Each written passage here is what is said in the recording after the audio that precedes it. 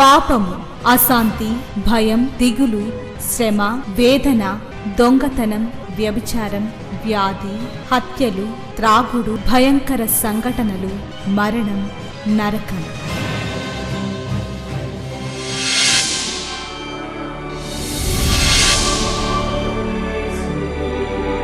సిలువలోనే పాప క్షమాపణ, పరిశుద్ధ జీవితం, ప్రేమ, వాక్య ధ్యానము, నెమ్మది, సహవాసం, నిత్య జీవం.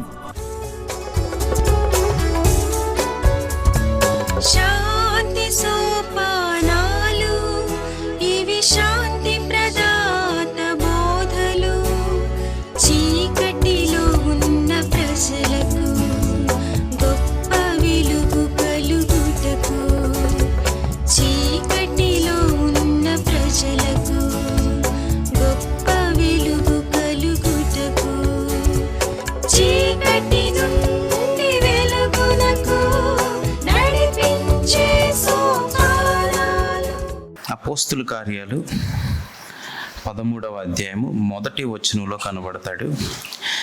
అంతియోకులో ఉన్న సంఘములో బర్నబా, నిగెర్ అనబడిన సిమియోను, కురేనీయుడైన లూకియా, చతుర్థాధిపతి అయిన హేరోదుతో కూడా పెంచబడిన మనయేను, సౌలు అను ప్రవక్తలు, బోధకులు ఉండిరి. వారు ప్రభువును సేవించుచు ఉపవాసము చేయుచుండగా. చాలా కాలం క్రితం మనం సిలువ యాత్రలో ప్రభు దర్శించిన వ్యక్తులని ఒక సిరీస్ ధ్యానించాము. మీలో ఎంతమందికి జ్ఞాపకం ఉందో లేదో నాకు తెలియదు. ఇస్కరియోతు యోధా గురించి, బరబ్బా గురించి, సిలువ మీద దొంగ అరిమితే యోసేపు, ఆ తర్వాత ఇంకొక వ్యక్తిత్వం ఏదో ధ్యానించాం. అప్పటి నుంచి కూడా నేను ఈ సీమోను గురించి ధ్యానిస్తూ ఉన్నాను, కానీ ఎక్కడ ఎక్కువ రాయబడలేదు. నేను ఎప్పుడు సీమోను మీద ప్రసంగము ఎక్కువ ఎక్కడ వినలేదు. ఆ వ్యక్తి ఎక్కడ మాట్లాడకపోయినా చాలా ప్రత్యేకమైన ఒక పని చేశాడు. ఆ పని అది చాలా అరుదైన ఆధిక్యత. అది శిష్యులకు కూడా రాలేదు. యేసు ప్రభు వెనకాల సిలువ మోసుకుంటూ వెళ్ళాడు. ప్రభు సిలువను మోసాడు. కనుక బైబిల్లో కొన్ని వ్యక్తిత్వాలు వారేమీ మాట్లాడాల్సిన అవసరం లేదు. నోవహు ఒక్క మాట మాట్లాడలేదు బైబిల్లో, కానీ నిత్యత్వములో మనకి కావలసిన ప్రతి ఆత్మీయ ఆశీర్వాదము ఇలాంటి వ్యక్తిత్వాల దగ్గర మనం నేర్చుకోవచ్చు. ఇంకా ఆశ్చర్యం ఏంటంటే బైబిల్లో పాప క్షమాపణ, ప్రభు త్యాగానికి ఉన్న అర్థమంతా తన చుట్టూ తిరుగుతూ ఉంది.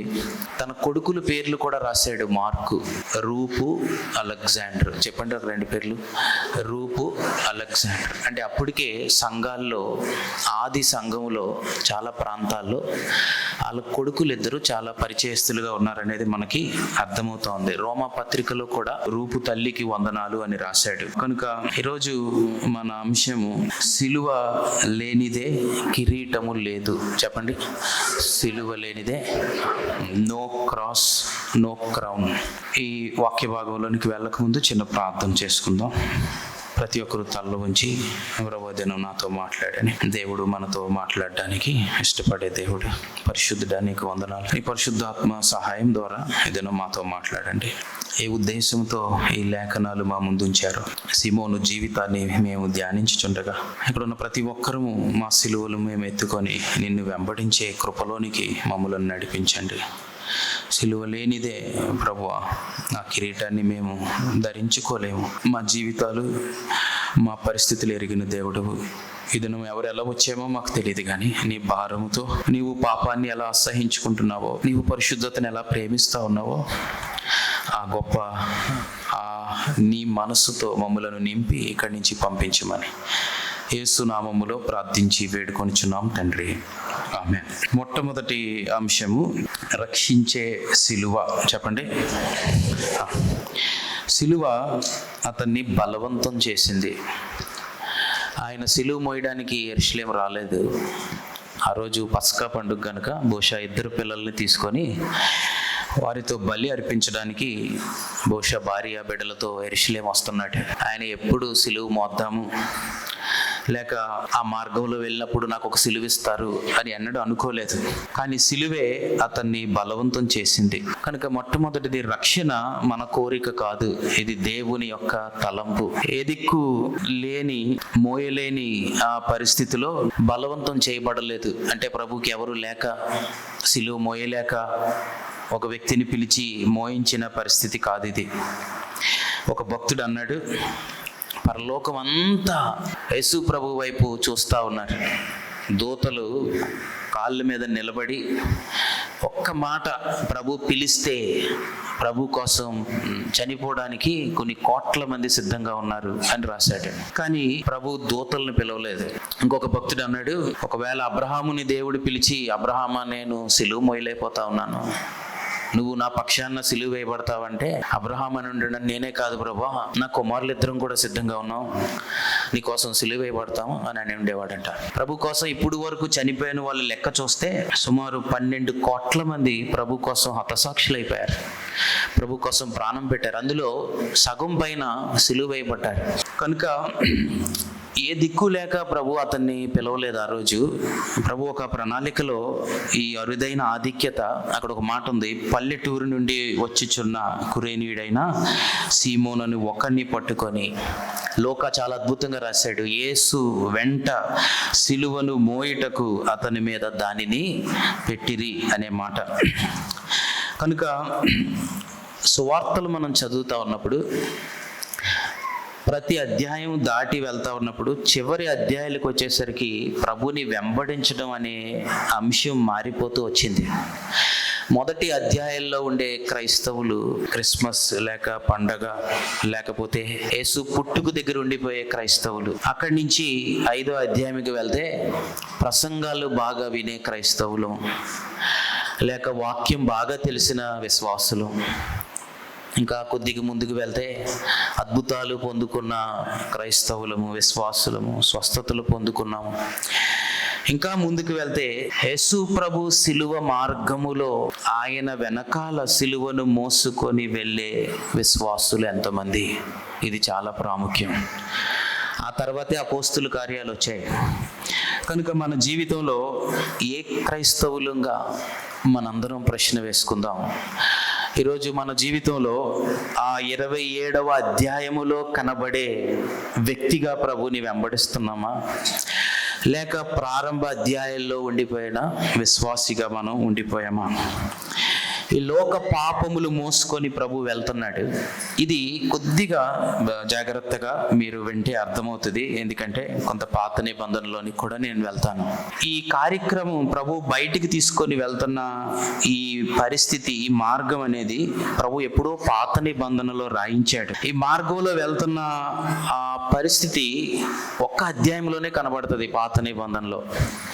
అది లేవి కాండంలోకి వెళ్తే అక్కడ 2 మేకల గురించి బలి అర్పించినప్పుడు ఏం చేయాలో ప్రభు చెప్పాడు. మీ ముందు లేవి కాండము 16వ అధ్యాయం తెరుచుకొని ఉంచండి. లేవి కాండంలో పాప పరిహారార్థం బలి అర్పించినప్పుడు 8వ వచనంలో 7లో అన్నాడు, ఆ 2 మేకలను తీసుకొని వచ్చి ప్రత్యక్షపు గుడారము యొక్క ద్వారమునొద్ద యెహోవా సన్నిధి వాటిని ఉంచవలెను. ఒకసారి చెప్పండి, ఎన్ని మేకలు తెమ్మన్నాడు? 2 మేకలు. ఈ 2 మేకలు దేవుని సన్నిధి తెచ్చినప్పుడు చీటీలు వేయమన్నాడు. చూడండి 8వ వచనం, అప్పుడు అహరోను యెహోవా పేరట ఒక చీటి, విడిచిపెట్టే మేక పేరట ఒక చీటి, ఆ 2 మేకల మీద చీట్లు వేయవలెను. ఏ మేక యెహోవా పేరట చీటీ పడునో ఆ మేకను అహరోను తీసుకొని వచ్చి పాప పరిహారార్థ బలిగా అర్పించాలి. 20వ వచనంకి వెళ్తే, అతడు పరిశుద్ధ స్థలమునకు ప్రత్యక్షపు గుడారమునకు బలిపీఠమునకు ప్రాయశ్చిత్తము చేసి చాలించిన తర్వాత, గమనించండి, ఇప్పుడు ఆ సజీవమైన మేకను దగ్గరకు తీసుకొని రావాలి.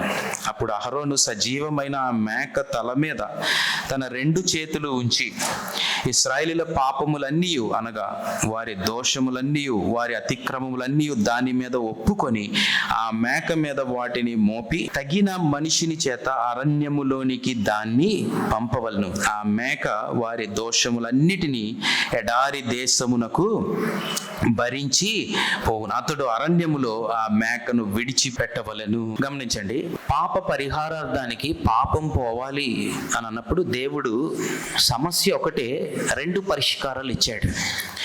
ఒక మేక చంపబడాలి, దాని రక్తం తీసుకొని వెళ్ళి దేవుని సన్నిధిలో ప్రోక్షించాలి, అంటే చంపిన మేక రక్తాన్ని తీసుకువెళ్ళాలి. ఇంకొక మేకని విడిచిపెట్టేయమన్నాడు. ఇంకా ఈ మేక లోపలికి ఎన్నడూ రావడానికి వీలు లేదు. ఆ మేకని అజేజెల్ అనే మాట హెబ్రీలో అన్నారంటే బలమైన దేవుడు అనే మాట వాడారు. కొద్దిగా జాగ్రత్తగా వినాలి, అప్పుడు అర్థమవుతుంది. మొదటి మేక ఏం చెప్తా ఉంది అని అంటే, దేవుడు పాపాన్ని ఊరికినే చూసి విడిచిపెట్టే దేవుడు కాదు. పాపము ఖచ్చితంగా సంహరింపబడాలి. దేవుడు పాపాన్ని సంహరిస్తాడు, ఒప్పుకోడు దేవుడు. దేవుని ఉగ్రత ఎవ్వరూ ఆపలేరు. దేవుడు సహించడు పాపాన్ని. అది కృపాకాలంలో ఉన్నాం గనుక మనం దాన్ని దాటి వెళ్ళిపోవడానికి వీల్లేదు. దేవుడు మనసు ఎప్పటికీ మారదు. పాపం పైన దేవుడు న్యాయ తీర్పు తీరుస్తాడు. ఇక అందులో ఏ విధమైన అనుమానం మనకు ఉండడానికి వీల్లేదు. పాపము సంహరింపబడాలి, చంపాలి. దేవునికి అది చాలా తీవ్రమైంది. ఒకవేళ మనకు అది తీవ్రమైంది కాకపోవచ్చు. అయితే మొదటి పరిష్కారం అది. రెండవ పరిష్కారం, చంపబడిన తర్వాత ఆ పాపం ఎక్కడ పాలెములో ఉండడానికి వీల్లేదు. దాన్ని గవిని బయటికి తీసుకెళ్ళిపోమన్నాడు. గవిని బయటికి తీసుకొని వెళ్ళి అక్కడ విడిచిపెట్టమని చెప్పాడు. ఇప్పుడు జాగ్రత్త వినండి. అందుకే పడమటికి తూర్పు ఎంత దూరమో మా అతిక్రమములు మాకు అంత దూరము చేసావనే మాట. అంటే దేవుడుండు స్థలములో పాపం ఉండడానికి వీల్లేదు. అది పాత నిబంధనలో పరిష్కారం చెప్పాడు దేవుడు. మొట్టమొదటిది పాపం చంపబడాలి. ఆ పాపం ఎక్కడికి బయటికి వెళ్ళిపోవాలి, దగ్గర ఉండడానికి వీలు లేదు. ఇప్పుడు ఇంకొక ఉదాహరణ చెప్తాను వినండి. మరి ఆదాం పాపం చేసినప్పుడు దేవుడు ఎందుకు ఆదాముని చంపలేదు? దేవుడు ఎందుకు ఆదాముకి నిశ్చయముగా నువ్వు చచ్చిపోతావని చెప్పాడు, మరణం అవుతావు అన్నాడు. కానీ ఆదాము ఎందుకు చనిపోలేదు? ఆదాము ఎందుకు చనిపోలేదు అని అంటే ఇలాగ ఆలోచించండి. ఒకవేళ ఆదామే చనిపోయి ఉండుంటే, ఆ సమయంలో దేవుడు వచ్చి ఆదామును చంపేసి ఉండుంటే, ఆదాము నిత్యత్వం ఏమైపోయి ఉండేది ఆలోచించండి. ఆదాము ఎక్కడికి వెళ్ళిపోయి ఉండేవాడు? ఆదాము పరిస్థితి అసలు ఎలా ఉండి ఉండేది? కనుక పాత నిబంధనలో ఒక భక్తుడు ఇలా రాశాడు, దేవుడంట ఆదాము లాంటి ఒక గొర్రెను తీసుకొని వచ్చాడంట. ఆ గొర్రె ఆదాములాగా కనబడింది, ఆదాములాగానే పోలికలో తీసుకొచ్చాడు. అది ప్రభువుకి సాదృశ్యం. తీసుకొచ్చి ఒక బలిపీఠాన్ని పెట్టి ఆదాము వైపు చూసి ఇలా అన్నాడంట, ఆదామా ఇదిగో ఇప్పుడు నిన్ను చంపాలి. అయితే ఒకవేళ నిన్ను చంపితే ఏం జరుగుతుందో నీ నిత్యత్వాన్ని ఈ గొర్రె నీకు చూపిస్తానంది, ఒకసారి చూడు అని ఆదాముని నిలబెట్టి గొర్రెను అక్కడ బలి ఇచ్చాడంట ప్రభు. బలి ఇచ్చేసరికి చనిపోవడంతో అయిపోదు కదా, ఆత్మ జీవిస్తానే ఉంటుంది. ఆత్మ జీవిస్తూ ఉంది. ఒక్కసారి నిత్యత్వం కనబడింది ఆదాముకి. అప్పుడు ఆదాము నిత్యత్వంలో చూస్తూ గడగడలాడిపోతూ, ఇంకా తరతరాలు ఆదాముకి సైతానికి ఏమీ తేడా లేదు. ఇద్దరు దేవునికి దూరం అయిపోవాల్సిందే. ఇద్దరు దేవునికి విడిచిపెట్టబడే దూరానికి, ఎడబాటుకి వెళ్ళిపోవాల్సింది. తరతరాలు, యుగాలు దేవునికి దూరంగా ఉండడం చూసుకున్నాడు ఆదాము ఒకసారి.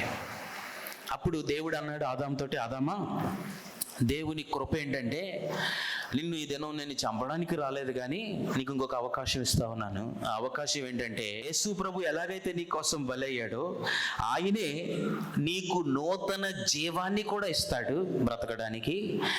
నీలో ఉన్న పాపాన్ని గవిని బయటకు తీసుకెళ్లేది కూడా ఆయనే.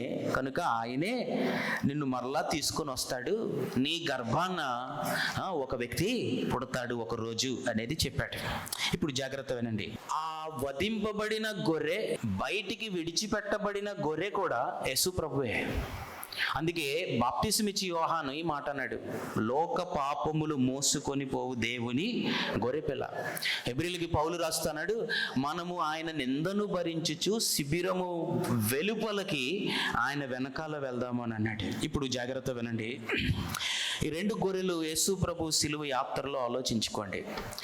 ఒక గొర్రె రక్తం కార్చి దేవుని సన్నిధిలో నిలబడింది. ఆ గొర్రె అరుస్తా ఉంది, తండ్రి వీరేమి చేయుచున్నారో వీరు ఎరుగరు గనుక వీరిని క్షమించు అని అరుస్తా ఉంది. ఇంకొక గొర్రె అరుస్తా ఉంది. ఆ గొర్రె ఏం అరుస్తుందంటే, నా దేవా నా దేవా నన్నేలా చేయి విడిచితివి. ఇంకొక మాట కూడా ప్రభు అన్నాడు, అందుకే ప్రవచనము నెరవేరునట్లు అన్నట్టు. చాలాసార్లు ఇది మనం చెప్పుకుంటాం, దాహం అన్నప్పుడు ఆత్మల దాహం, ఇలా చాలా విషయాలు చెప్పుకుంటాం. కానీ ప్రవచనం ఏంటి?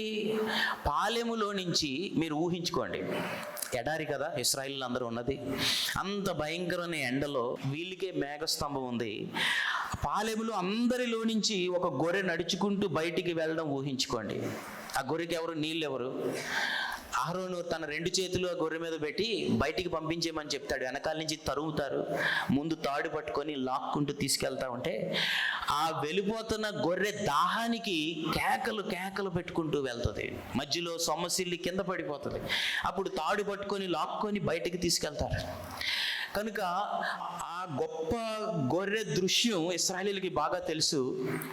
ఏ గొర్రె అయితే అలా దాహముతో అరుచుకుంటూ వెళ్ళిపోతుందో చివరికి సొమ్మసిల్లి పడిపోవచ్చు, లేకపోతే బయటికి వెళ్ళి అక్కడ చనిపోవచ్చు. ఆ గొర్రెకు సాదృశ్యంగా యేసు ప్రభు అరుస్తా ఉన్నాడు, దాహం వేస్తా ఉంది. ఎందుకంటే దేవుని సన్నిధి నుండి ఆయన దూరం వెళ్ళిపోతా ఉన్నాడు, ఒంటరిగా వేరైపోబోతా ఉన్నాడు, విడిచిపెట్టబడబోతా ఉన్నాడు. ఆ సిలువలో దేవుడు విడిచిపెడితే ఎలా ఉంటుందో కొంత సమయం అనుభవించబోతా ఉన్నాడు. అందుకే ఇంకొకటి, యేసు ప్రభు నరకాన్ని గురించి చెప్పినప్పుడు ధనవంతుడు దాహం అన్నాడని చెప్పాడు. దాహం అంటే ఇది శరీర దాహం గురించి మాట్లాడట్లేదు. ఒక వ్యక్తి దేవునికి దూరం అయిపోయినప్పుడు నిత్యత్వంలో దేవుని సన్నిధి కొరకు ఆరాటపడే దాహం. అందుకే నా దేవా నా దేవా నన్నేలా. జాగ్రత్త వినండి, ఒకవేళ నువ్వు ఈరోజు దేవుని కృపలో లేకపోతే, అలా ఎవ్వరికీ జరగకూడదని నేను ప్రార్థన చేస్తా ఉన్నాను. సరే, ఇలా అనుకుందాం, ఒకవేళ ఎవరైనా ఈరోజు ఒకవేళ ఈ లోకాన్ని విడిచిపెట్టాల్సి వస్తే, దేవుని కృపలో లేకుండా విడిచిపెట్టాల్సి వస్తే, మొట్టమొదటిగా నువ్వు అనే మాట నిత్యత్వంలో ఏంటంటే, నా దేవా నా దేవా నన్నేలా చేయి విడిచితివి. అక్కడ నా దేవా అంటున్నాడు. ఎందుకంటే ఆయనకి దేవుడు ఎవరో బాగా తెలుసు, దేవుని సన్నిధికి రావడం బాగా తెలుసు. కానీ దేవుని కృపను ప్రక్కన పెట్టేసి పాపముతోనే జీవిస్తూ ఉంటే, అంతరంగములో అపవిత్రతతోనే జీవిస్తూ ఉంటే, ఒకరోజు నువ్వు దేవునికి నిత్యత్వములో ఎడబాటు విడిచిపెట్టబడతావని నీవు నేను ఆ కేక వేయకూడదని నీ కేక నా కేక యేసు ప్రభు వేశాడు. నా దేవా నా దేవా నన్నేలా. ఒకవేళ యేసు ప్రభు గురించి నాకు తెలియకపోతే నేను అదే కేక వేద్దు నిత్యత్వంలో. దాహము అనే కేక అరుస్తా ఉన్నాడు. ఎన్ని సంవత్సరాలు చూడండి, ఒకవేళ ఒక బిడ్డ చనిపోతే తల్లి లేక కుటుంబంలో ఉన్న వాళ్ళు ఒక 30 సంవత్సరాలు 40 సంవత్సరాలు తట్టుకోలేరు. జీవితకాలం గుర్తుపెట్టుకుంటాం, నిత్యత్వం వరకు గుర్తుపెట్టుకుంటాం. కానీ ఇలా ఆలోచించండి, 1000 సంవత్సరాలు ఏడవడం అంటే ఎలా ఉంటుంది? యుగ యుగాలు ఏడవడం అంటే ఎలా ఉంటుంది? అందుకే బైబిల్ చదువుతూ ఉన్నప్పుడు, దేవుని మనసు మనం అర్థం చేసుకుంటా ఉన్నప్పుడు, ఆయన పాపాన్ని సహించని దేవుడు, అలాగే దానికి పరిష్కారం కూడా ఇచ్చాడు ప్రభు.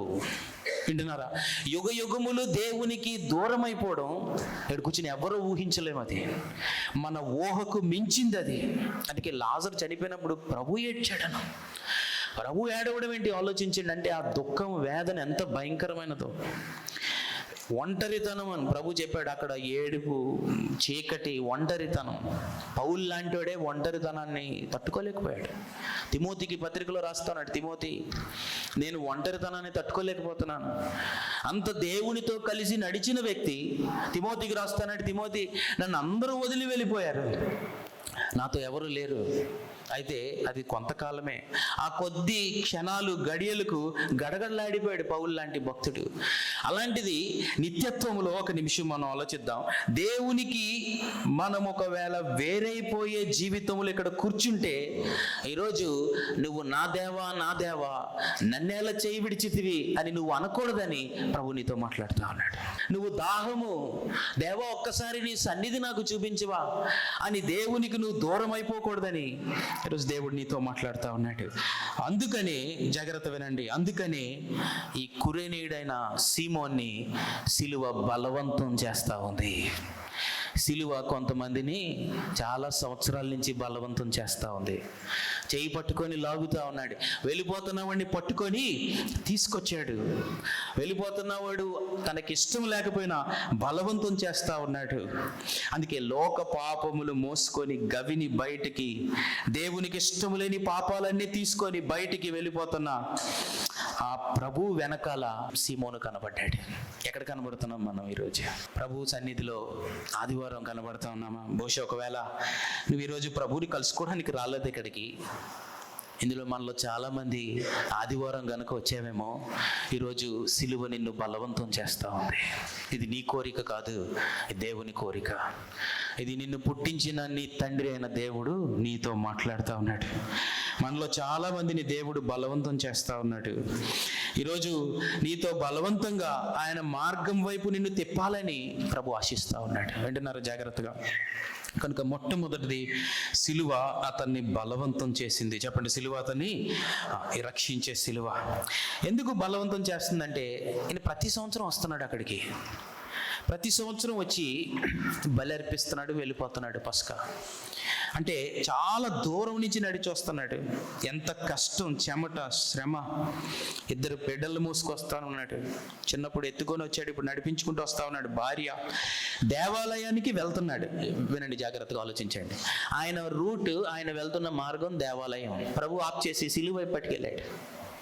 ఎందుకు సిలువ వైపు ప్రభు తీసుకెళ్తున్నాడు? మళ్ళీ ఇక్కడ ఇంకొక ప్రవచనం ఉంది. మళ్ళీ పాత నిబంధనకు వెళ్ళాలి. అదేంటంటే, మనందరికి తెలుసు కనుక నేను చూపించట్లేదు. మనిషి పాపం చేసినప్పుడు దేవుడు అన్నాడు, నువ్వు చెమటోర్చి ఆహారం తింటావు అన్నాడు. అంటే నువ్వు ప్రయాసపడతావన్నాడు. కష్టం, చెమట అన్నప్పుడు కష్టం, ఆయాసం, దుఃఖం, బలహీనత. చెమటోర్చి నువ్వు భోజనం చేస్తావన్నాడు. ఆహారం అన్నది జీవానికి సాదృశ్యం. చెప్పండి, ఆహారం దేనికి? చెమట కష్టానికి. ఆత్మీయ తృప్తిని చెమట, మన కష్టం మనకి ఇవ్వదు. కనుక పాపాన్ని మన కష్టం తొలగించలేదు. మన శ్రమ, మన బాధ మనకి రక్షణ ఇవ్వలేదు. శ్రమలోనే జీవిస్తూ ఉన్నాము. చూడండి, మన పడే కష్టానికి తాత్కాలికమైన జీవితమే. అందుకే మోషే ప్రార్థన చేస్తున్నాడు, మా ఆయుష్కాలము, చెప్పండి, మా ఆయుష్కాలము 70 సంవత్సరాలు, అధిక బలము నీడల అయినను వాటి వైభవము ఆయాసమే, దుఃఖమే.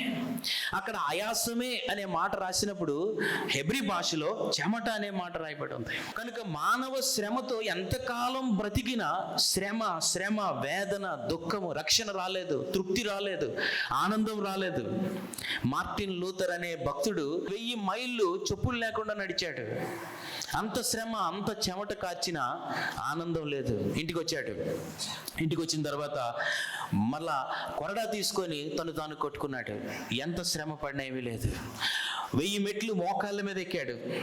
ఎంతమంది కష్టపడ్డారు ప్రపంచంలో ఆలోచించండి, రక్షణ తీసుకొద్దామని. ఎంతమంది యాజకులు కష్టపడ్డారు, ఎంతమంది ప్రవక్తలు కష్టపడ్డారు, ఎంతమంది రాజులు ఏడ్చారు. శ్రమ ఈ శాపాన్ని తీయలేదు, పాపాన్ని తీయలేదు. శ్రమ నీ అంతరంగములో ఉన్న అపవిత్రతను, గవిని బయటకు తీసుకొని వెళ్ళలేదు. నా కష్టం పరిశుద్ధుడైన దేవుని ఎదుట నిన్ను నన్ను నిలబెట్టలేదు. నిలబడాలి అని అంటే ఒకే ఒక్క పరిశుద్ధ రక్తము, ఆ పరిశుద్ధ రక్తము తరపునే మనం అక్కడ నిలబడాలి. మన పక్షాన ఆయన నిలబడ్డాడు. ఇప్పుడు గెత్సేమనే వైపు చూడండి. మొదటి ఆదాము నుదుటి నుంచి చెమట భూమి మీద పడింది, అది శాపంగా మారిపోయింది. రెండవ ఆదాము ప్రభు చెమట రక్తముగా భూమిని తడిపింది, అది భూమిని విమోచించింది, భూమి మీద జీవాన్ని దయచేసింది. వింటున్నారా జాగ్రత్తగా? కనుక మొట్టమొదటిది ఆ శాపమంతటిని, కష్టమంతటిని తీయాలంటే యేసు ప్రభు సీమోన్తో అంటున్నాడు, సీమోను, వెళ్ళాల్సిన దేవాలయానికి కాదు. దేవాలయానికి వెళ్తే ప్రతి సంవత్సరం వెళ్తావు, ప్రతి ఆదివారం వెళ్తావు. లోక పాపములు మోసుకొని వెళ్తున్నాను. నా వెనకాల నా రక్తపు అడుగులో అడుగు పెట్టుకొని నా సిలువను పట్టుకొని రా నా వెనకాల. నేను నేర్పిస్తాను, నేను నీ ముందు నడుస్తాను, నేను నీ ముందు వెళ్తాను. కనుక జాగ్రత్త వినండి. ప్రభు ప్రార్థన చేస్తా ఉన్నాడు గెత్సేమనేలో. ఇందాక కూడా మనం పాట పాడాం, చూడుము గెత్సేమనే తోటలో నా ప్రభు పాపినకై చేస్తున్న విజ్ఞాపన. ఆయన మరింత వేదన పడి రోదనతో ప్రార్థన చేస్తే అక్కడ ఒక మాట రాయబడి ఉంది, చెమట నేలన పడుచున్న గొప్ప రక్త బిందువు వలె ఆయను అనే మాట ఉంది. అంటే ఆదిలో ఉన్న శాపాన్ని, కష్టాన్ని తీసి ప్రభు అంటున్నాడు, నీ కష్టం ద్వారా అవ్వదు, దానికి నేను పరిష్కారం ఇస్తాను. ఆ పరిష్కారం ఏంటంటే నా రక్తము ద్వారా ఇది జరగబోతోంది, నా జీవము ద్వారా ఇది జరుగుతుంది. కనుక ఆదాము నుదుటిపైన చెమట పాపానికి సాక్ష్యం, ప్రభు నుదుటిపైన రక్తము పాప పరిహారానికి సాక్ష్యం. ఇంకొక భక్తుడు అన్నాడు, ఏదేనిలో చెమట నేల మీద పడింది, గెత్సెమనిలో రక్తము నేల మీద పడింది. ఆదాము పాపము భూమిని శపించింది, శాపము తీసుకొచ్చింది. క్రీస్తు రక్తము భూమిని విమోచించి రక్షణ తీసుకొచ్చింది. ఇప్పుడు జాగ్రత్త వినండి. సీమోనుతో ప్రభు అంటున్నాడు, నేను నీ కోసం శ్రమ, నీ ప్రయాస కాదు, నా వెనకాలరా అని ప్రభు బలవంతం చేస్తా ఉన్నాడు. ప్రార్థన చేద్దాం. ప్రతి ఒక్కరు తలలు ఉంచి కళ్ళు మూసుకుందాం. పరిశుద్ధుడైన మా తండ్రి, నీ ఎదుట నిలబడినప్పుడు ప్రభువా, మేమందరము ఆ రోజు బలా నమ్మకమైన మంచి దాసుడా అని అనిపించుకోవడానికి మా అందరికీ సహాయం చేయండి ప్రభువా. నీ రక్షించే సిలువ సంహరించేది కూడా ప్రభువా, నువ్వు ప్రేమించిన దేవుడవు, కృపదయ చేసిన దేవుడవు, అలాగే నీతి న్యాయములు కల దేవుడవు, పాపాన్ని అపవిత్రతను సహించని దేవుడవు.